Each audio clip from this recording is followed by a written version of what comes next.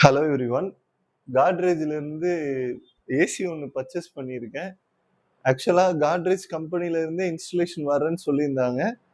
இருந்தாலும் நம்ம ஒரு எலக்ட்ரீஷியனாக இருக்கிறதுனால நம்மளாலே ஏசி இன்ஸ்டலேஷன் பண்ண முடியும் அப்படிங்கிற நம்பிக்கையில் நான் இன்னும் ஏசி ஓப்பன் பண்ணாமல் வச்சுருக்கேன். ஒரு ஏசி இன்ஸ்டால் பண்ணுறதுக்கு நமக்கு சில ரெக்குவயர்மெண்ட்ஸ் இருக்குது. அதாவது நம்மக்கிட்ட ப்ராப்பரான டூல்ஸ் இருக்கணும். ஸோ தட் நம்ம இன்ஸ்டலேஷனை நம்மளால கூட பண்ண முடியும்.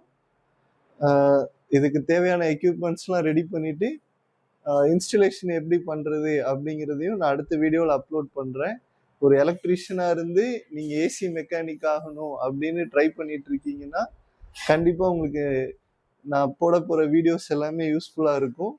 ப்ளஸ் நீங்கள் கஸ்டமராக இருக்கீங்க அப்படின்னா ஒரு ஏசி பர்ச்சேஸ் பண்ண போகிறீங்க அப்படின்னா இன்ஸ்டலேஷனில் என்னென்ன மாதிரியான பேராமீட்டர்ஸ்லாம் நம்ம ஃபாலோ பண்ணணும், எப்படி ஒரு ப்ராப்பரான இன்ஸ்டலேஷனை பண்ணுறது அப்படிங்கிறதையும் நீங்கள் வரப்போகிற வீடியோஸ் மூலயமா தெரிஞ்சுக்கலாம்.